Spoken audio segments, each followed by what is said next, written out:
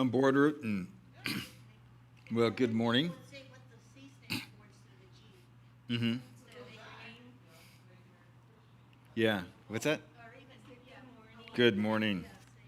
Good to see you. Thank you. It's great to see you. I think you've seen more of me than I've seen of you. I've seen you online. I don't know how to type in those messages things. I'm always afraid to type something in. I'm afraid I'll be sending it to the wrong person or something. So those of you who are here in person, gave you a little handout. On one side is something like this. And it just kind of gives you a real basic overview of the book of Exodus. It's the second book of the Old Testament, of course. I think all of you knew that. Moses is traditionally considered the author. Moses, by the way, is considered the author of the first 5 books of the Old Testament.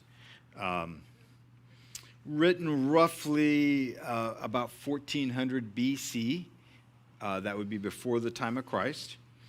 And of course, it takes us, the book of Exodus is fundamentally Moses is the primary character. And what we see is Israel being in the land of Egypt, and then this Exodus, or the taking them out of this land. And so we'll get into more details as we go through that. But just as a, kind of a neat little short overview picture of it. Then on the flip side is this graphic, which is again the book of Exodus, but it's more dividing up the chapters.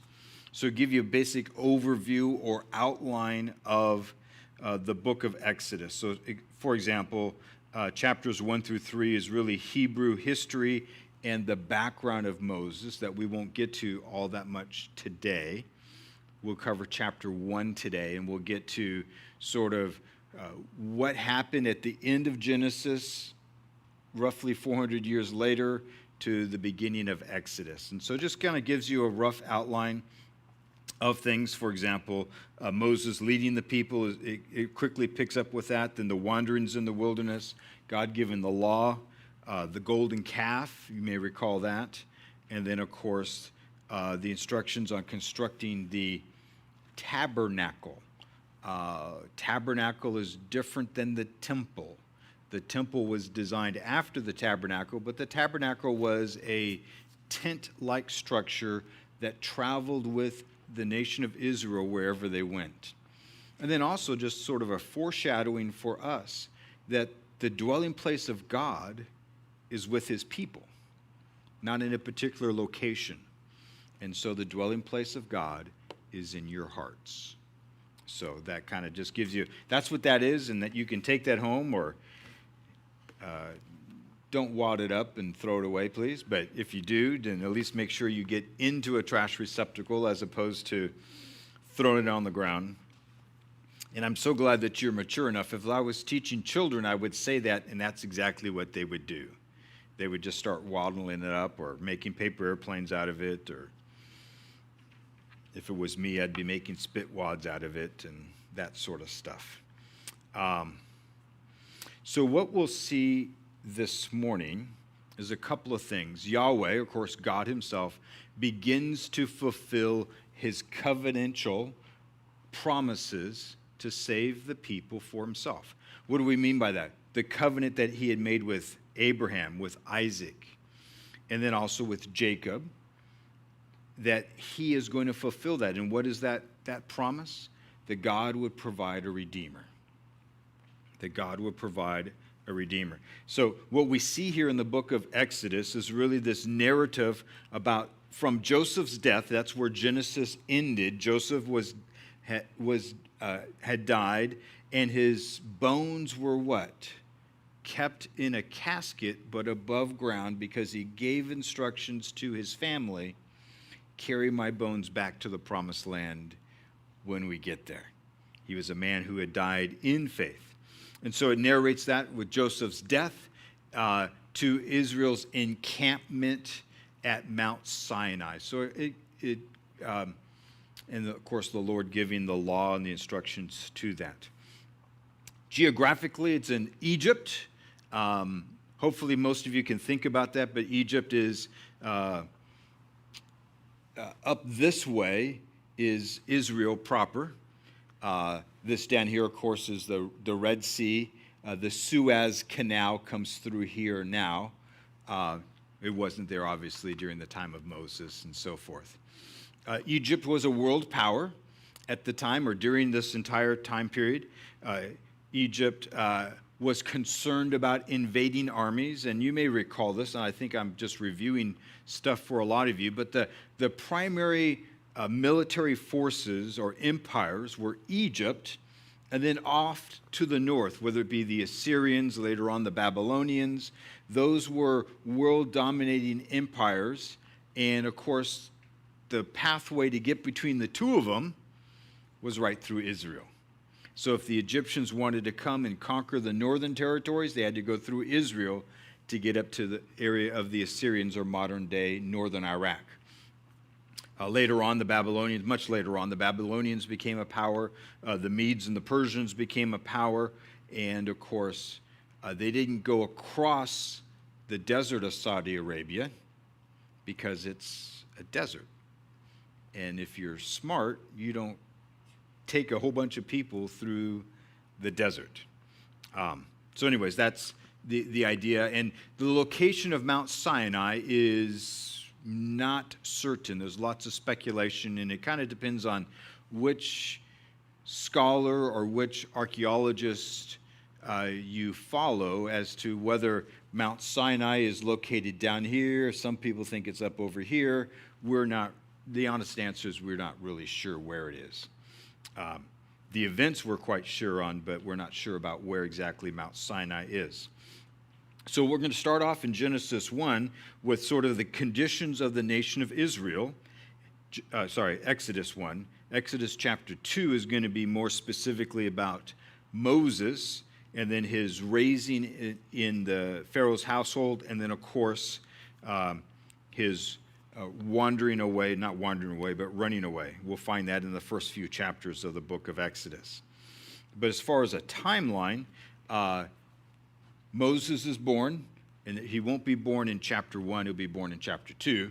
But roughly 1500 BC, Moses goes off into the wilderness, and then the Exodus itself doesn't happen until 1446, roughly that sort of time frame. These dates are they are definitely approximate.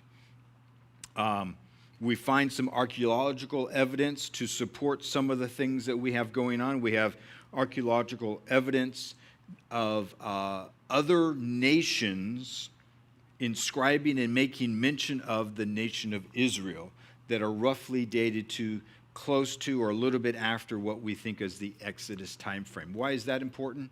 Because critics of the Bible say the whole Exodus story is totally made up. But then we find some artifacts from other civilizations that they mention the idea of this large nation coming out and being around during that time period. So that gives us some what's called extra-biblical or outside the Bible evidence to say what the Bible records for us is actually accurate. Again, if we were studying the book of Jonah, you may recall that for many years there were critics of the Bible that said there was no such city as Nineveh, except other nations mentioned Nineveh in their records. And then, of course, in about 1840, British archaeologists discovered the city or remains of Nineveh. And so Nineveh is a real place. Critics of the Bible say things such as, or used to say things such as, Pontius Pilate is a made-up figure. There was never a recorded history of Pontius Pilate until they dug up some stones and they found a decree by Pontius Pilate that's dated to around the time period of the time of Christ. So every time you hear a critic of the Bible say, we have no evidence of something, therefore the Bible must not be true, wait for more information. Eventually, we keep discovering more and more things, and every time we discover something, we actually discover the Bible is a lot more accurate than what critics ever give it credit for. So some critics, again, suggest that the whole Exodus story is just sort of made up. So we want to be careful that you and I understand this. Now, when we left the nation of Israel, if you recall, there was a family of about 70 that moved down into Egypt because of this great famine. If you recall, Joseph, one of the 12 boys from Israel, or also known as Jacob, his brothers were jealous of him, threw him into a pit, threw him into slavery, ended up in Potiphar's household, ended up as a slave in Potiphar's household, then falsely accused of rape, thrown into prison, and from prison ultimately elevated to be second in charge. And he was instrumental in administrating, storing the food when they had excess food, the 7 years of plenty, and then doling out the food during the 7 years of famine. It was during that 7 years of famine that he moved his family back with him down into Egypt, his estranged family, because his family thought that he had died. So you have a group of about 70 that move into Egypt. A couple of things that we notice that we'll highlight this morning. Remember, the Egyptians, racism is not new. Racism has been around since Adam and Eve, pretty much. Yeah, Jack agrees with me. If you can't hear that online, Jack has given his amen. But the Cain and Abel were upset, or Cain was upset with Abel. But ever since there's been mankind, we've had a problem of people misusing or disrespecting one another. It is not a new thing. The Egyptians believed that they were superior to anybody else in the area, anyone else in the world, because they thought they were direct descendants from God, and that any other people group were inferior to them. And so because the Israelites were inferior to the Egyptians essentially left them alone. They let them travel or get into the land of Goshen, which is up probably in this general area here. They let them go up into Goshen, and they just left them alone. So 400 years of being left alone, they grew as a nation. By the time of the Exodus, we have 2 to 3 million people, from 70 to 2 to 3 million.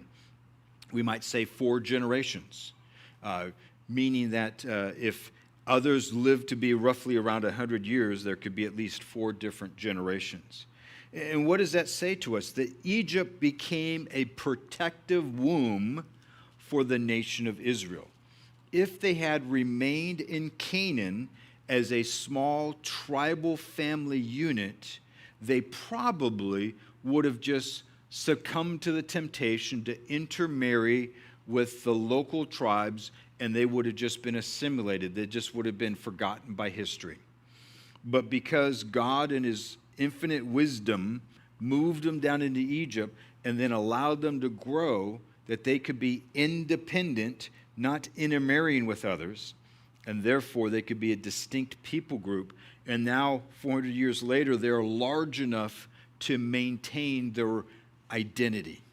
One of the amazing things about the nation of Israel, or Jews in general, is God has blessed them with the unique ability to maintain their Jewish culture, even though throughout history they've been spread around the world. I think, for example, after the time of Jesus, the dispersion where Jews were literally spread around the world, and yet they maintained their own identity. So as an example, and I think you all know this, in Russia there are distinct Jewish communities. In Germany there were distinct Jewish communities. Matter of fact, even in Ethiopia there's distinct Jewish communities. Now the Ethiopian Jews look a lot like Ethiopians, but they consider themselves to be Jews. And so this idea of maintaining their uniqueness or Jewishness is something that God has done with the nation of Israel. So infant nation in the end of Genesis to a nation of 2 to 3 million people is what God has done in this intermediate time between Genesis chapter 50 and Exodus chapter 1. So when you turn your page, or at least in my Bible, it's turning a page, roughly 400 years has passed. So, now these, Exodus chapter 1, verse 1. Now these are the names of the children of Israel who came to Egypt. Each man and his household came with Jacob. So again, this is the original 70 that we're talking about. It's them and their children who moved down to Egypt. Reuben, Simeon, Levi, Judah, Issachar, Zebulun, Benjamin, Dan, Naphtali, Gad, Asher. And all those who were descendants of Jacob were 70 persons, for Joseph was in Egypt already. So, now it just mentions the men here, the 12 sons of Jacob or Israel, but they had their wives and their children, and in some cases even grandchildren. So there was a group of 70 that moved down. Verse 7, but the children of Israel were fruitful and increased abundantly, multiplied and grew exceedingly mightily, and the land was filled with them. So 400 years they've been in Egypt. They moved down there with 70 of them, like I mentioned, and then they came back. You might recall that during this time period, Joseph was the fundamental or primary instrument that God used. Joseph, again, remember this. Sometimes we forget this when we read through Genesis because there's so much information about Abraham and then Isaac and then, of course, Jacob and then Joseph. But Joseph was the great-grandson of Abraham. So not multiple generations, but literally the great-grandson of Abraham. And as we have already mentioned, there was this terrible famine, and Joseph was able to listen to the voice of God to be able to interpret Pharaoh's dream. Again, just to remind you of Joseph's life, again, we've mentioned this, but again, his brothers sold him into slavery. And if you were Joseph, you had this dream about your brothers bowing down to you and how everything was going to be great, and the next thing that happened in your life is your brothers are jealous, they're ready to kill you, instead they sell you into slavery. And then if you get over that emotionally, and your next spot is your sort of head of the household for Potiphar, and things are going well, and you think, okay, well, God's going to still use me. And then Potiphar's wife falsely accuses you of sexual assault, and you get thrown into prison. Where's this great all-powerful God now that I'm thrown into prison, falsely accused? And then from there, while he's in prison, God grants him favor, and he's, in today's vernacular, considered a trustee, a head trustee. And he interprets a couple of guys' dreams, the baker and the cupbearer, and they say, we will remember you. And of course they didn't. They forgot him. 2 more years in prison. Where is the faithfulness of God? But we don't recall anything. We have nothing recorded for us of Joseph growing in despair. I'm not saying that he wasn't having difficulties. We have nothing recorded for us of those difficulties. I think Joseph is a human like you and I, who, although God was faithful in Joseph's life, he goes through those ups and downs, those hills and valleys that any of us might go through. But God, I thought you were going to be faithful, and then this happened. And I have no clue why this would happen. It's easy for us to look at Joseph's life and say, well, obviously, the whole reason your brothers threw you into the pit was so that you could be a slave and then falsely accused so that you could be in prison so that then you could interpret Pharaoh's dream. Now, I think if God spoke to any one of us ahead of time and said, this is how I'm going to do it, we would all say, no, thank you. Not me. I don't want to do that. But Joseph didn't have the advantage of hindsight like we have today. Some of you may be able to look at some of your life events in your life and wonder, at the time, you wondered, where was God? But as you look back, you say, well, of course God was in control. So this is how God brought the nation of the nation of Israel down into Egypt.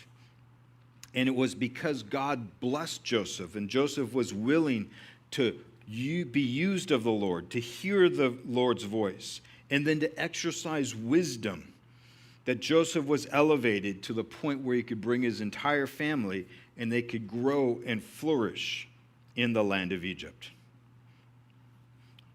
Verse 7, and the children of Israel were fruitful and increased abundantly. You know, they grew like weeds, we might say.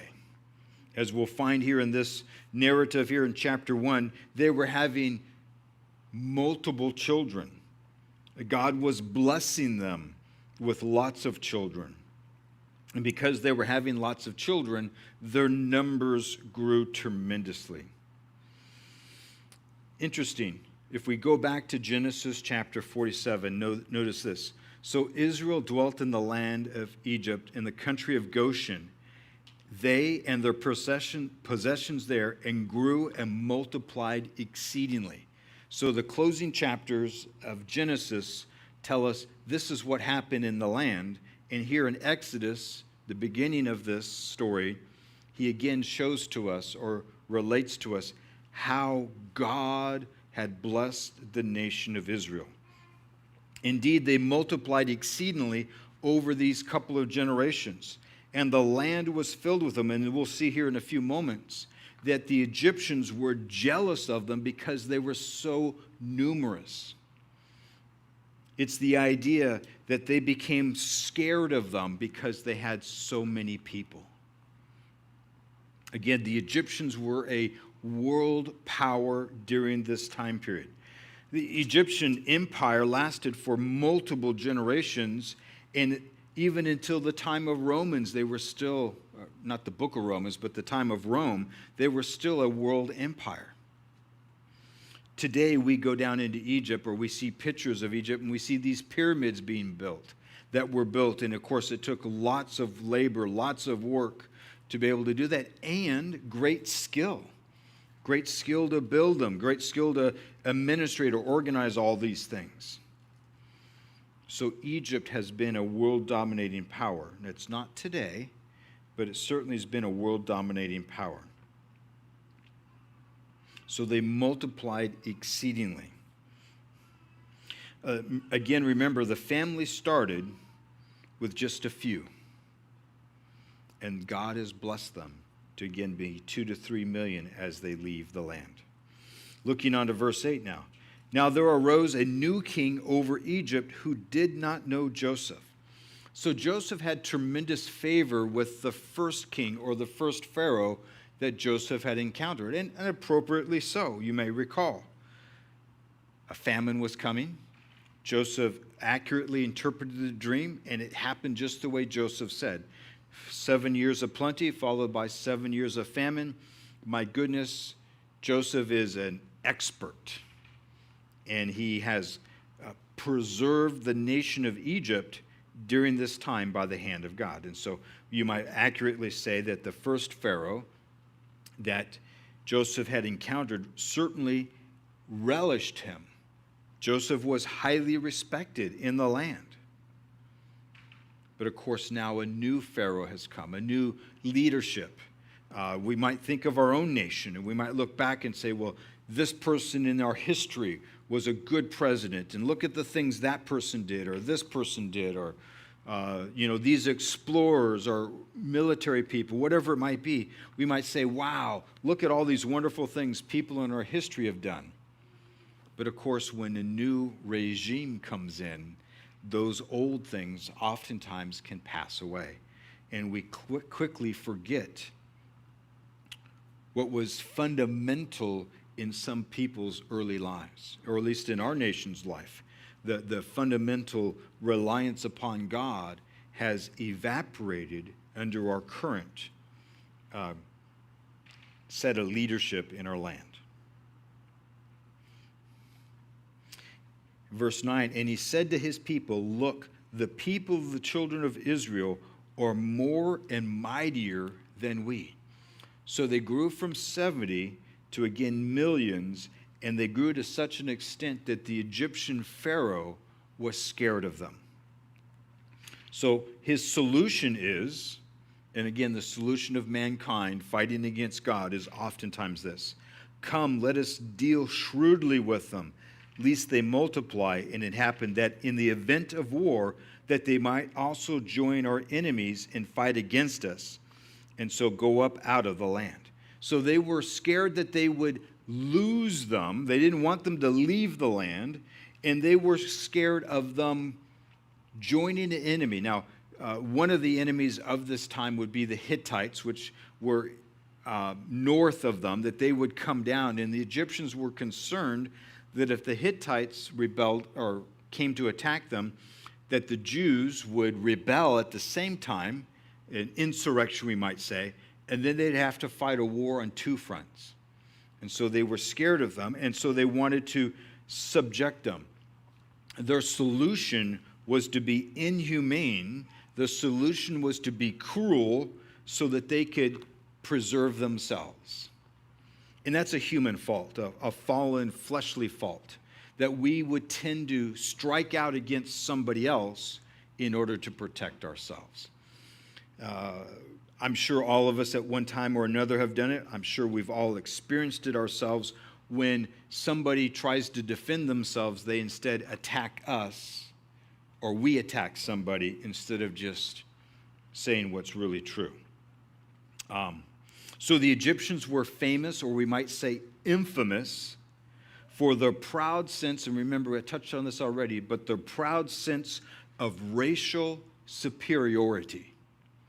The Egyptians during the time period of Joseph and all the way forward to the time period of Moses thought that they were superior to all other peoples.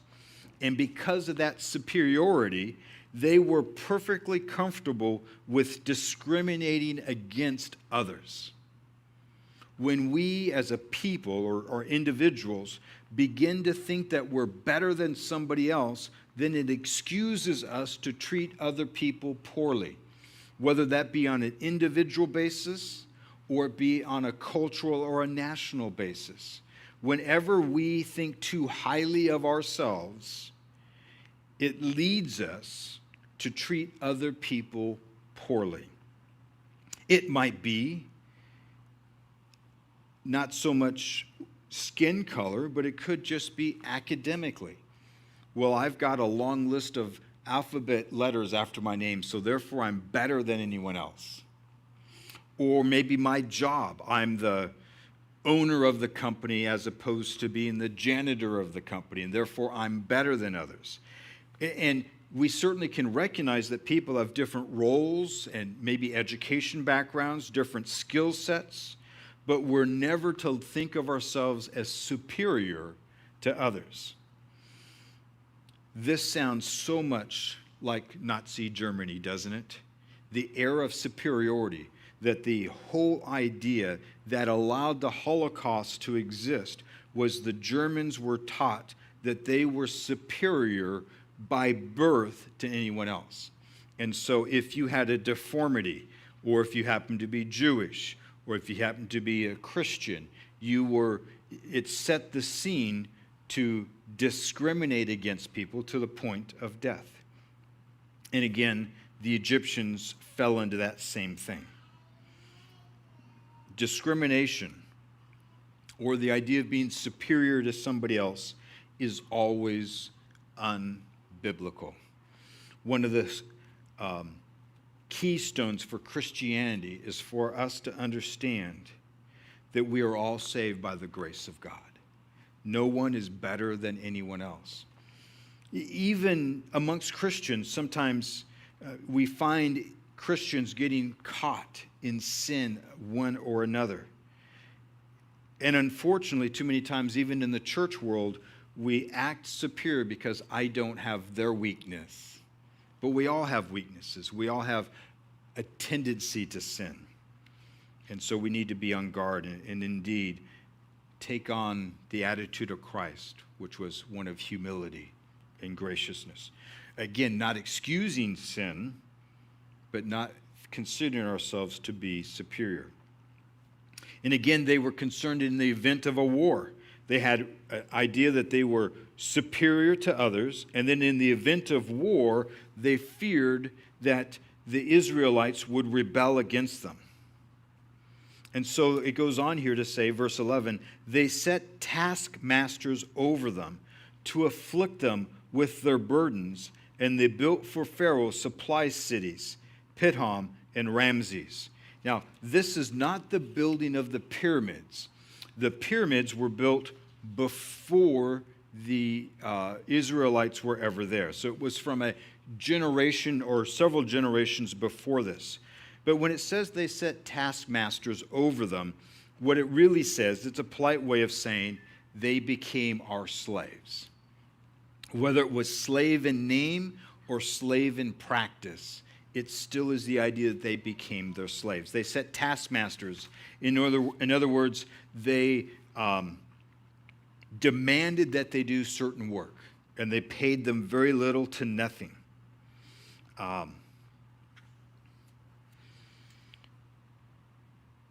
Sometimes in our own culture or society, we can treat others like slaves, although they may not have the name slave. I think, for example, in own American history, the Jim Crow laws that didn't allow Africans to vote or to own land and so forth. And although slavery had been outlawed, in practice, it was still going on. Same thing amongst or around the world. Sometimes we mistakenly think that slavery has been eliminated around the world. It has not.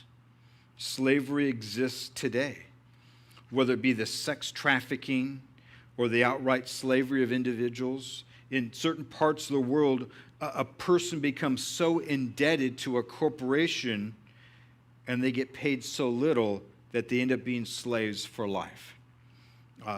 In India, as an example, there's a caste system where certain people think that they're superior to others, but they willingly give loans to people, charge them exorbitant interest rates, allow them to work in their factory, but they would never make up for what they owe by what they're getting paid. And so essentially they become slaves to the landowners. We might think of some of in our own American history, where some of the company towns, I think of in Virginia and other places, coal mining towns, where you lived in a company-owned house and you bought your food from a company store, and they were willing to give you credits, but you always ended up still owing the company money. And so this is not new in any way. There's a famous painting in the city of Thebes, which is now the modern city of Luxor, of the tomb of an overseer having slaves make bricks.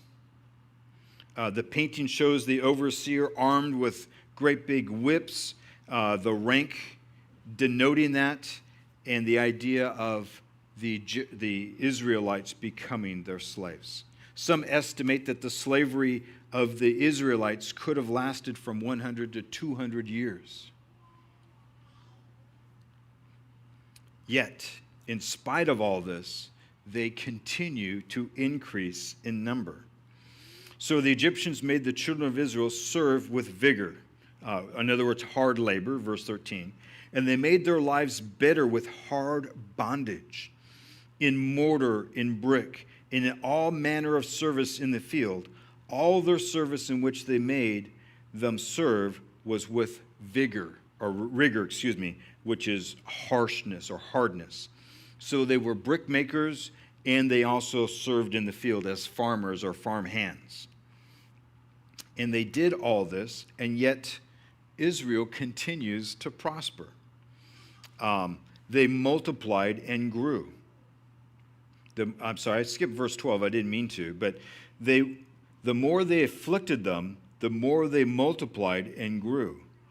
They were in dread of the children of Israel.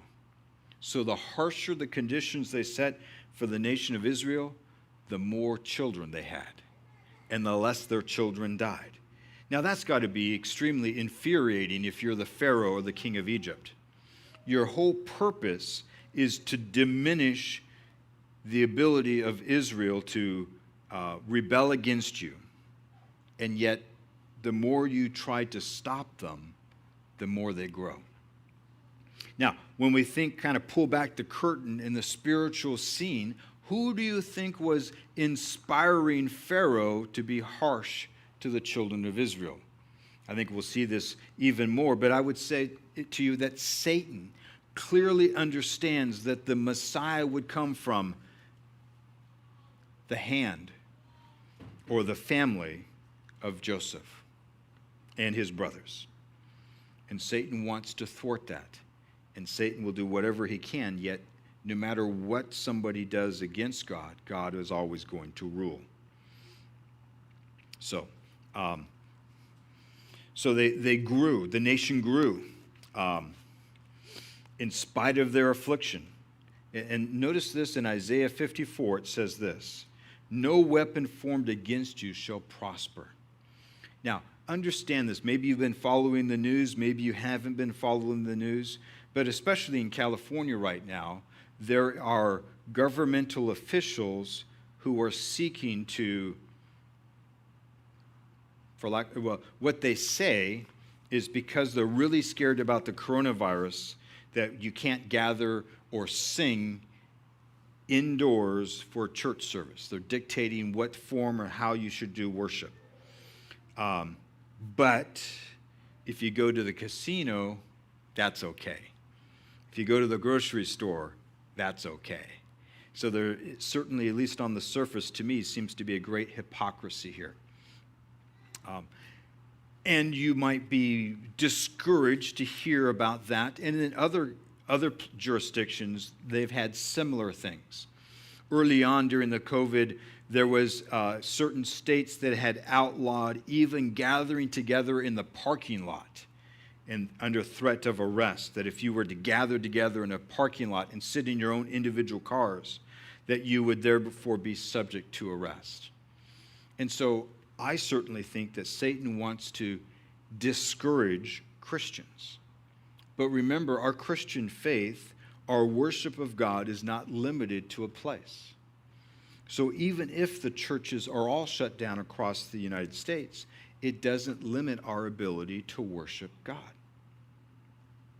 So pray for the brothers and sisters, especially the pastors and the church leaders that are needing to make decisions, and some are under the penalty of being arrested in different locations.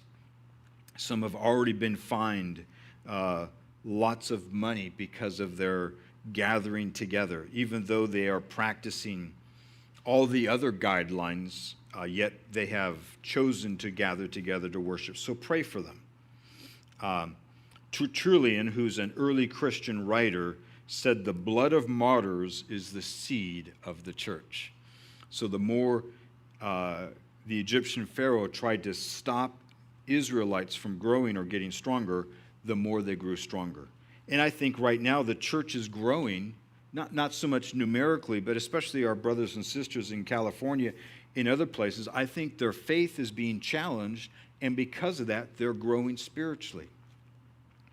And so understand that has happened repeatedly. There's a book out there, if you're ever interested in reading it, called Fox's Book of Martyrs. And as you read through that, you see this sort of ebb and flow of when Christianity is accepted and it's become sort of the state religion, how corruption comes into the church, and then the Lord allows a persecution to arise that causes those who are not genuine believers to no longer name the name of Christ, and we find the church stronger than it was before. In our more recent modern history, after what we call the bamboo curtain came down in China, which was right after World War II, many missionaries, especially from America and from Britain, were in China to share the gospel. And as they were forced out, the great concern is what's going to happen to the Christians in China. Well, of course, many years later, finally, China opens up a little bit and people are able to go back into China, and they discovered instead of a smaller church, there was actually a larger church. And see, they didn't need Americans or British people to be able to grow. And so we see that historically. Moving on to verse 15. Then the king of Egypt spoke to the Hebrew midwives, to whom the name was Shiphrah and the other was Pah. Now, these are two women that probably aren't the only midwives, because the Jews were numerous. These would probably be the two people in charge of what we might think of like an association of midwives. They were the administrative leaders over a group of midwives. And again, a midwife is the same term that we would use today. It's a woman that comes alongside to help a woman in labor to deliver their child. And so the king comes specifically to them, and he says to them, verse 16, "And when you do the duties of the midwife for the Hebrew women and see them on their birth stools," or stools is more probably, today when a woman gives birth, at least they do it in the hospital, they lay them in a bed, they put them up in the stirrups. In that day, they gave them a stool to sit on, or oftentimes it was just two stones that you could sit on, and that way when the baby came out, it wouldn't be crushed under the weight of the mother. So that's what it means by birth stools, is either stones or a seat of some sort that had an opening so that when the child came out, the child wasn't crushed. So, Pharaoh says to the midwives, when you see them in this process, when you see them ready to give birth, if it is a son, then you shall kill him. And if it's a daughter, then she shall live. Why would Pharaoh want to kill the boys? Well, boys are fighting age, or when they grow, they can be fighters. But secondly, if you kill all the male, then there's no opportunity for another generation of children to be born. And so it is essentially genocide to annihilate, to get rid of all Jews.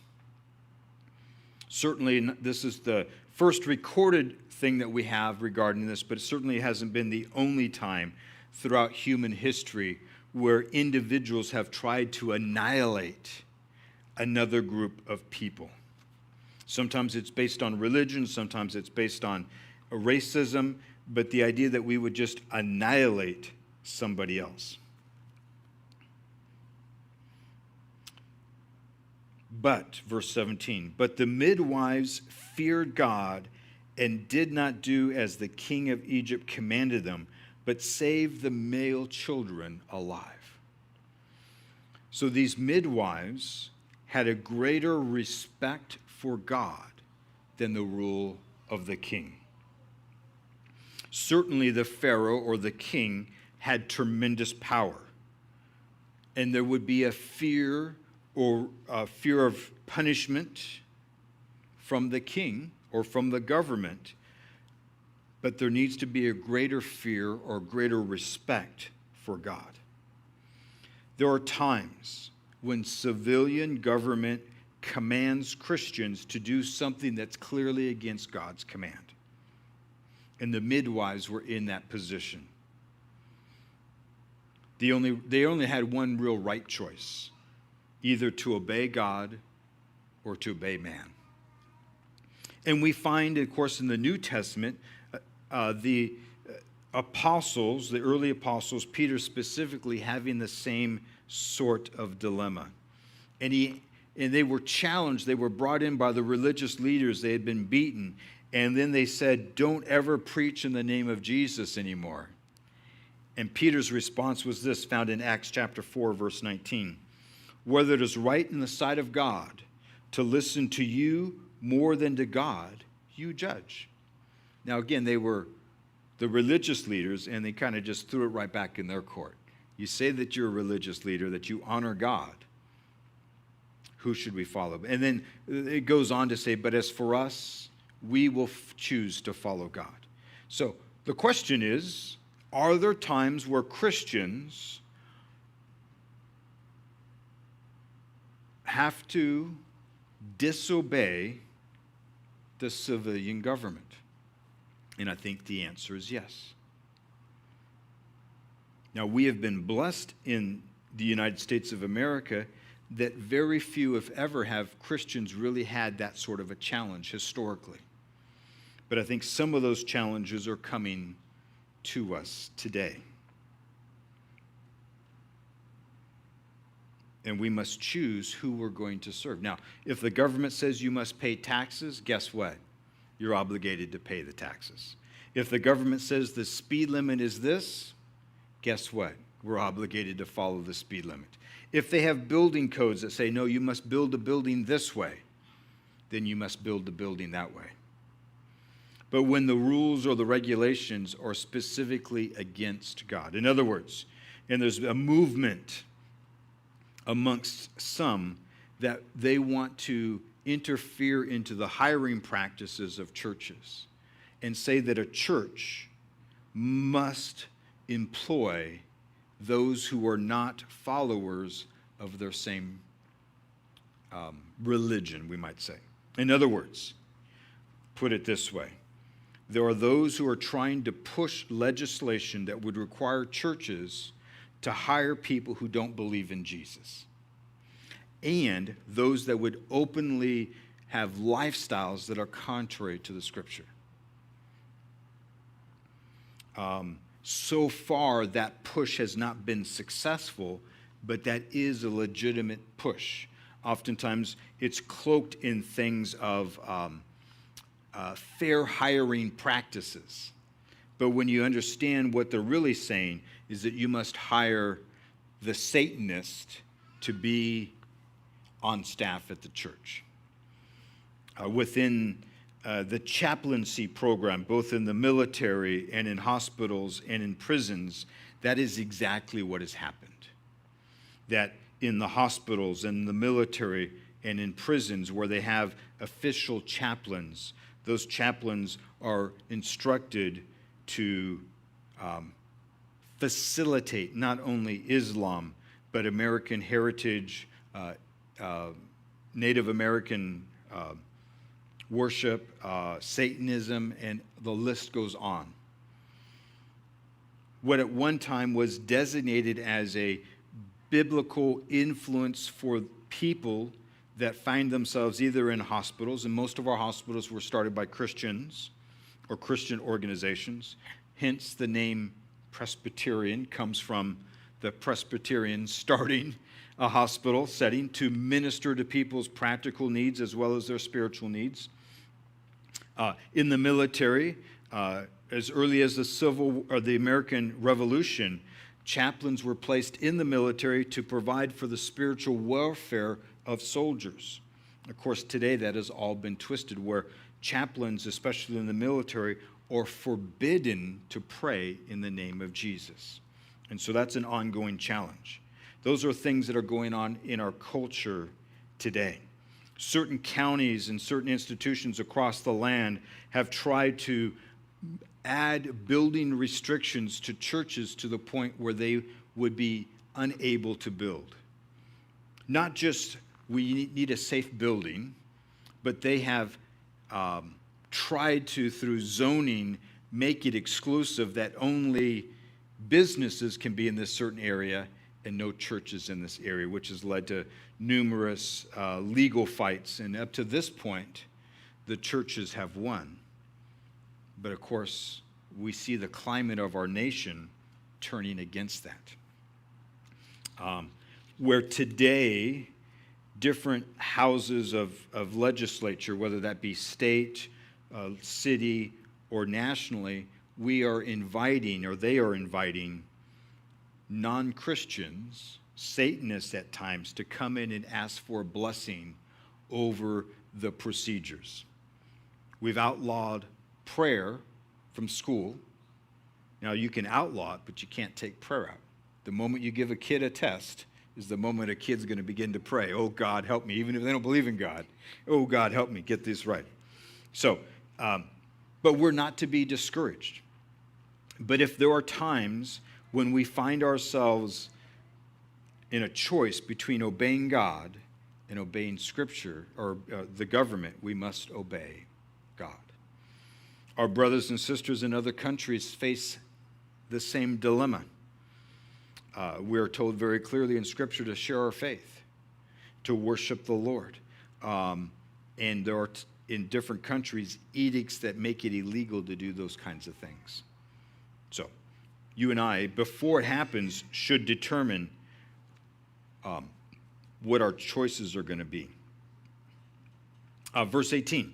So the king of Egypt called the midwives and said to them, "Why have you done this thing and saved the male children alive?" So he wanted the male children to be killed, and yet the boys were continuing to be born. Verse 19. And the midwives said to Pharaoh, "Because the Hebrew women are not like the Egyptian women, for they are lively and give birth before the midwives arrive." Now, is this an outright lie? Is this a truth? Is a question. Did the midwives lie and just say this? But notice Pharaoh didn't punish them for it. Did the midwives, and this happens in our culture today, slowly walk when the Hebrew was about to give birth? And then, oh, the boy was already born. I can't do that. Did, in fact, God bless the Hebrew women that their childbirth was easy and quick? All those are possibilities, and I think probably it's a combination of all those things. If the Egyptians thought themselves to be superior, especially those that were of the upper class of Egyptian society, they maybe were unused to or not accustomed to dealing with pain and discomfort, and so they called for the midwives much earlier. But if you were a slave or used to hard labor, perhaps the pain that came with childbirth, you didn't call for the midwife as quickly as somebody who has never experienced pain or difficulties in their lives. So it's a philosophical question. Did they lie? We don't know whether they lied or not. Is it possible that the Hebrews were just able to deliver their babies faster? Quite possible. During World War II, when the Nazis were during the Holocaust and they were arresting people, a family, and I can't remember which family this was, had the dilemma, what do we do when the German soldiers come in? And they ask us point blank, is there anybody hiding in your house? And there was a dilemma back and forth. Do we lie? Does God ever bless a lie, or do we tell the truth? In this one particular incident, the family, or the leader of the family, felt obligated to never lie. So the German soldiers came in, and the people that they were hiding were hidden under the floorboards of the house. And when the German soldiers came in, they said, "Is there anybody here in the house that you're hiding?" And they said, "Yes." And the German soldiers said, "Where are they?" And they said, "Under the table." And the German soldiers laughed at them because they could clearly see under the table all there was the wooden floor. And so they, in a huff, walked out, and the individual was able to maintain their integrity because they didn't lie. They just didn't pull back the floorboards to show them where they were hiding. All that to say, I believe God will give us the right answer for the right time. The midwives, again, maybe they outright lied to Pharaoh, but notice this, Pharaoh really didn't punish them. Or, again, God blessed them. Maybe they intentionally slowly walked to the Hebrew house.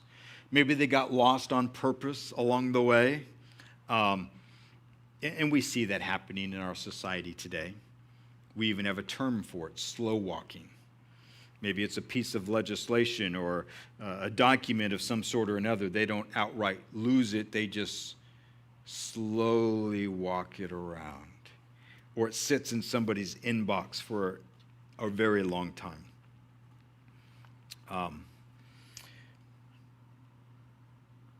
Verse 20, therefore God dwelt well with the midwives, and the people multiplied and grew very mighty. So God blessed the midwives because they refused to kill the Hebrew boys. And then the nation of Israel continued to grow. And so it was because the midwives feared God that he provided households for them. Now, typically, the midwife was usually somebody who didn't have their own children. Maybe she was married, but for whatever reason, she wasn't able to have children, and so her job became being a midwife. In this case, it looks like as the midwives refused to kill the Hebrew boys, that God blessed them and they ended up with their own children for themselves. And of course, in this culture, and many ancient cultures, having children was the sense of worth for the woman. Now, God doesn't look at it that way, but the culture does. That a woman, especially in the ancient culture, if a woman was not able to give children or to have children, she was considered inferior. And you may recall back in Genesis the struggle between Rachel and Leah, because Leah had kids and Rachel didn't, and there was great animosity between them.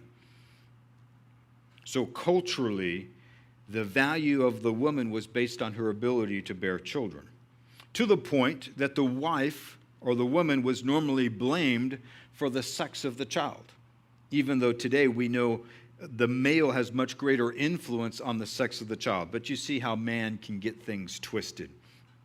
Now, please understand, God never looks at women that way. Women have never been second class because somebody didn't have children. That's never been the case. God looks at each of us as individuals, and all of us are extremely valuable before the Lord. Verse 22, so Pharaoh commanded all his people, saying, this is a countrywide decree, every son who is born you shall cast into the river, and every daughter you shall save alive. Pharaoh was so angry. What's his response? Every son that's born, not just limited to the Hebrews, but every boy, no matter where his family was from, was to be cast into the river. Of course, the river was one of the gods, or the representation of one of the gods that they had. So Pharaoh enacted an extremely aggressive policy, trying, of course, the heart of it was to stem or stop the Israelites from growing numerically. But instead of only putting this decree against the Israelites, he made a very public decree. To the point, the idea is that everybody in Egypt were now enlisted to be a part of this. And if you saw a male child, boy, you were supposed to toss it into the river. So here, Pharaoh elicits the whole culture to be a part of his scheme. We see, especially during, again, the communism in China, even today, communism under the Soviet Union, or we see during the Nazi reign, the idea that the entire culture is responsible to report on anybody who does anything illegal or suspicious. In other words, children were under communism were required to report their parents if they didn't exhibit enough enthusiasm for communism. We find that in North Korea even to this day, that there is a mandate of a proper amount of mourning when the leader dies, and if you don't mourn enough, you can get reported by your neighbors or your own family members. Proper amount of allegiance to the great leader. And so we see that happening here in Egypt. And of course, if we fast forward to the end of the book or the Bible, we see the same thing happening in the book of Revelation, where we see a whole society turned upside down, and anybody that doesn't toe the line, especially with the idea of a one world monetary system that you can't buy or sell without the mark of the beast. So the idea is, during this great tribulation period, if you were to try to go to the donut shop as an example, but you didn't have the mark of the beast, not only would he not sell you stuff, but he would be obligated to report you to the government. And we see that has happened historically in different cultures, and we know prophetically that it will happen. So this is not new, and again, this is the scheme of Satan. If Satan clearly understands that the Messiah would be born from one of the children of Israel, if he could kill off Israel, then he has stopped God's plan. And of course, he never will. So he'll bring all kinds of things. He'll bring all kinds of accusations against Christians. But we know that God will not be defeated. Doesn't mean that we as individuals might suffer difficulties, but God will never be defeated. God prepared a deliverer, and we'll read about that next week. God will raise up this deliverer, this man by the name of Moses, who will be used by him. An imperfect man, by the way. A man who is filled with the world system of the time of his birth. For approximately 40 years, he was part of the world system, part of Pharaoh's system, the Egyptian system. And it took another 40 years of being out in the wilderness to get rid of all of the world's ideas of doing things until he can be used by God. But even after that, he doesn't accurately represent God 100% of the time. And because of his own failures, he never gets to inhabit the promised land. There are consequences for our rebellion before God. But I certainly believe Moses will be there in heaven with us. And along with a whole long list of other saints, some that we might be surprised with. So, Father, thank you for this, your word. And Father, may we be a people of your word. May we have a high degree of respect for your word, that it would be a foundation for us. And Father, may we have a determination to follow you first and foremost, no matter how hard it might get or how easy it might become to be a Christian. May we be people who follow you first and foremost. In Jesus' precious name, amen. Thank you all for being here. And if you didn't get, I have a couple of handouts by the back table there, the counter, kind of overviews of the book of Exodus that you might want to pick up and look at. It's just a helpful resource. God bless you all.